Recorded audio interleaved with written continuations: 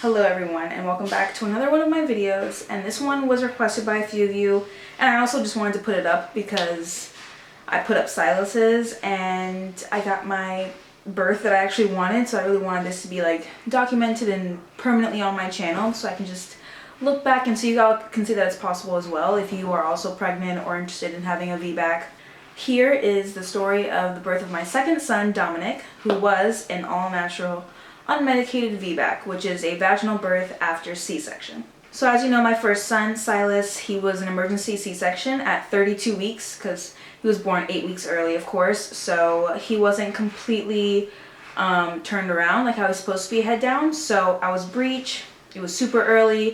It was my first birth, and so they were like, you know what, C-section. So my second one, I was absolutely determined to have an all-natural vaginal birth. I wanted a vaginal birth the first time. I definitely wanted it the second time around. And so I went in my entire pregnancy hoping to have a vaginal birth.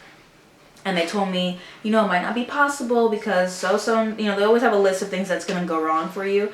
And so I was determined to do what I wanted, unless like it was going to harm me or the baby, of course. For the actual birth itself and me going into labor, I went into labor on October 11th at around 10 p.m. So at this point, I had my full day of doing mom things with Silas and Holden and things. And, you know, we were just having a regular, normal day.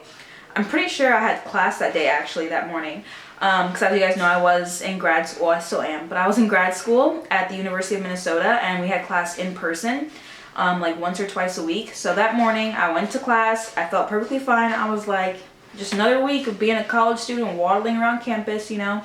And then at around 10 p.m., I started feeling contractions. I don't know why I wasn't in bed yet. I just remember I hadn't gone to bed yet. And I usually go to bed at like 8:30, 9 o'clock because me and Holden are just old people trapped in young people bodies.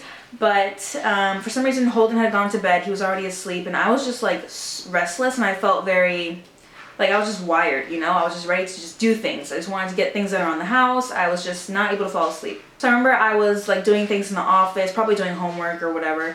And then I started feeling like cramps and stuff, or well, contractions. And I was like, we're 3 weeks early, but you know, I had my first 8 weeks early, so this is already a better start than the last one. And so I started feeling cramps, and I was like, I'll time them just in case, you know, whatever. We are at 37 weeks and 4 days, so it's not like out of the question that I could be in labor. So I was timing it. So then like an hour went by, and it was like 11 o'clock at this point. I was like, these are getting very close together and a little bit more painful. And I was like walking around, pacing the room, still trying to do homework like the good student that I am, and I was still just like walking around trying to do my best to like breathe through them and stuff. And then I remember at like 11:15-ish, maybe 11:30, I woke Holden up and I was like, this is getting a little crazy for me. So I remember I woke Holden up. I asked him to call his mom because remember we were in Minnesota, so we were near his family, and his mom lives 4 hours north and his dad lived 2.5-ish hours north. So I think we called his dad first, and we were like, hey, we need you to come watch Silas because we need to go to the birthing center. And then he was like, I can't make it. Then we called my mother-in-law, so Holden's mom, and she was like, of course, I'm on my way. So she drove at basically midnight all the way down to us in Minneapolis, and it's 4 hours, remember, so she wasn't going to get there until maybe like 4 a.m., 3:30 if she was like speeding the whole way. And so we were like, we need like to call someone else because I could give birth like right now. So we need to call someone to watch Silas because we need to leave. So I remember like a week prior, I was gearing up to give birth, you know, just getting things like all my ducks in a row. And I remember I asked my classmates in like our little group chat, and I was like, hey, would anybody be willing to like watch my son if for some reason I need someone to come watch him because it's like the middle of the night and I need to like leave, and you know, we can't bring Silas to the hospital birthing center thing with us. And I remember, like, I had a few volunteers. They were so nice. My classmates were super sweet to me because obviously I was waddling around campus and they saw me pregnant the entire time during grad school. So they were like, of course we'll help you, Gabby. Like, I volunteer. So I had a few people lined up to help out, luckily. So I remember I called one girl and she was like, sure, I'll be there in 15 minutes. So she came over to our house. She watched Silas. Silas was already asleep, obviously, because it was 11 o'clock at night. So she just pretty much got to watch TV and relax, luckily. So she came to our house, she watched Silas, and we moved as fast as we could to the city so we can go to the birthing center. And then they admitted me, they monitored me, and they were like, yep, you're in labor and you are already at, I think they said like 4 centimeters. And I was like, sounds about right. And so I'll just show you guys all of that now. Alright, so it is 11:53 on October 11th. And I've been feeling contractions for the past hour and 10 minutes. And they're very close together and last a minute long. So we called one of my classmates to watch Silas. And now we're on our way to the birthing center.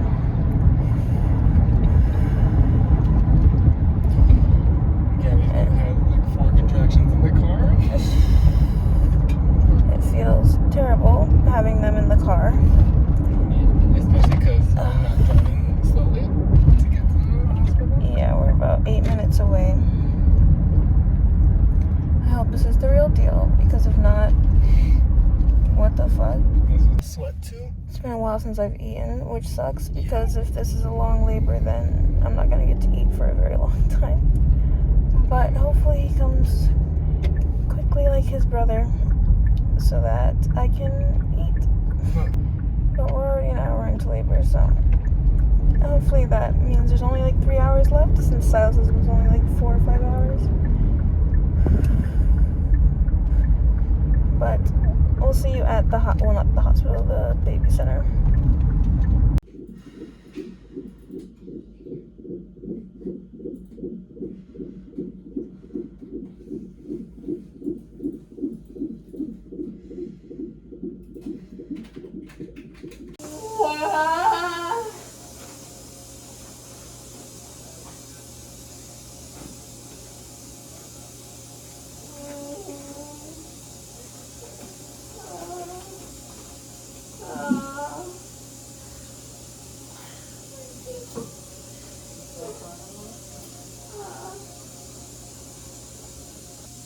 Whatever you want. Did you like it better on your back or on your side?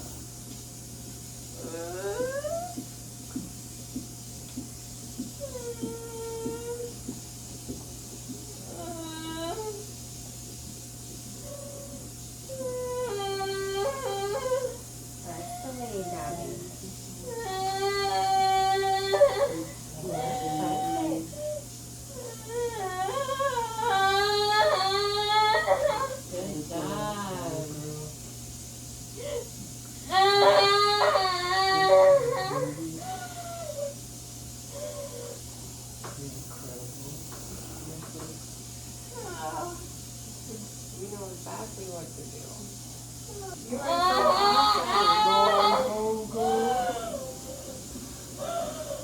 Go.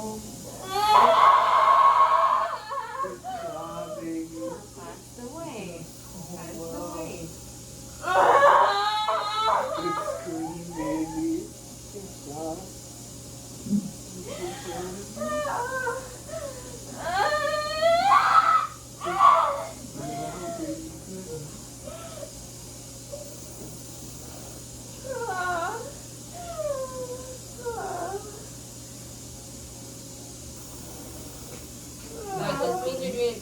Gabby.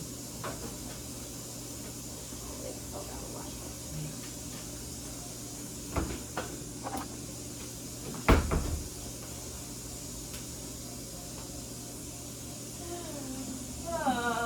Just a little weight here, okay? It's just that same kind of mucus, totally normal. Just moving it so we can see here.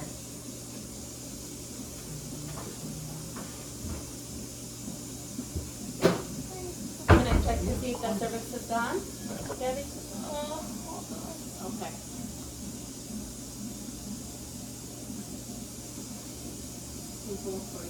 Oh, yeah. And T36? Yes. Long time. Yeah. Is it okay to check? Yeah. Okay. Touch it.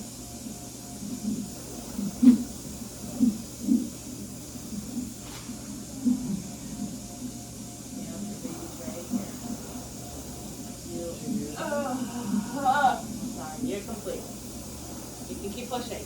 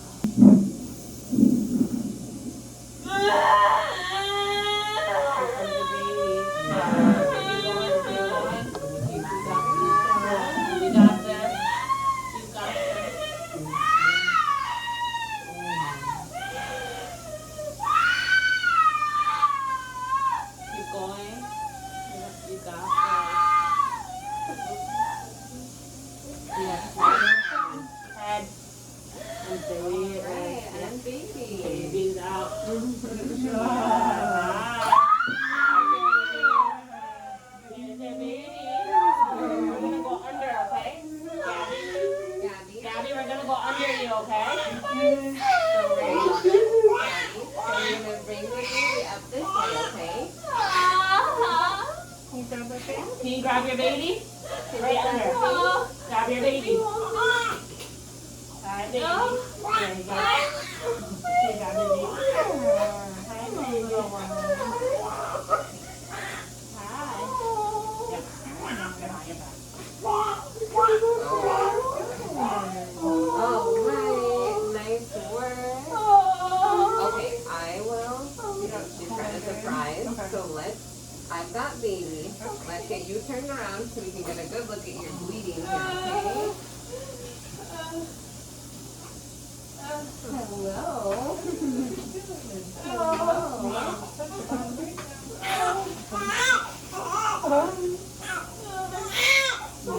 Yeah, it's alright. We're going to get everything all taken care of, okay? Alright. Let me get it. Thank you.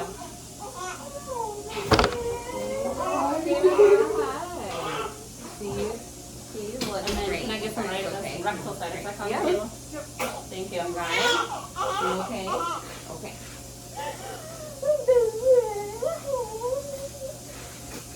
We're going to do the rectal side effect and the Pitocin, okay? You're bleeding just so you walk more than.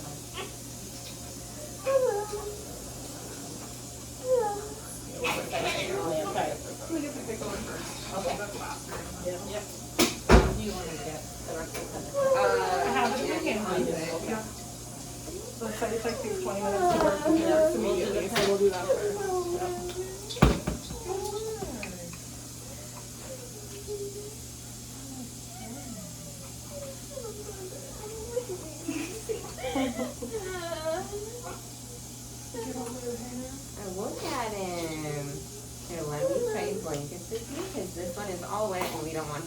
blanket because it'll get cold, okay? Okay. Oh my goodness. I know.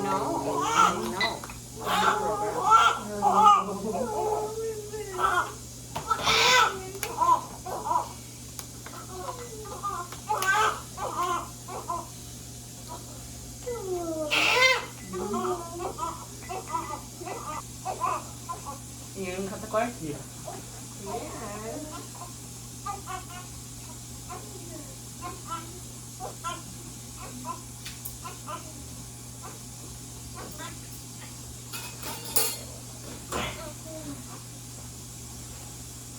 Nice juicy healthy cord. Yeah. Scissors. We're gonna cut closer to the yellow. Between my hand, closer to the yellow. Closer to the yellow, yep. Oh, there we go.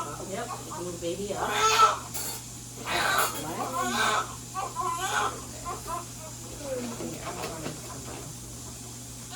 Get this stand back, and then you can do some in the skin to help you make it work, okay?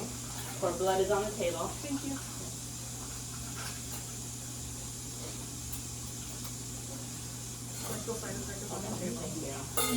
The bleeding is actually okay. Well, I think the placenta is detaching, and then I'll have you push. Yep. Here comes the placenta.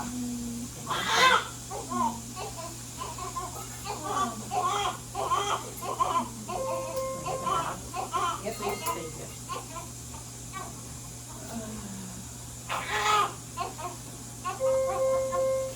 Give me another push, okay?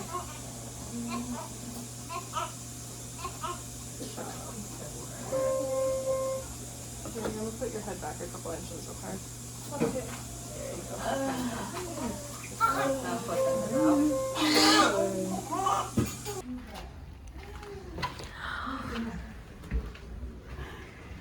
Silence. Who's that? Who are they? Who's this? Who's this little guy? Bubs, do you want to see him? Who's that little guy? You wanna say hi? Who is that?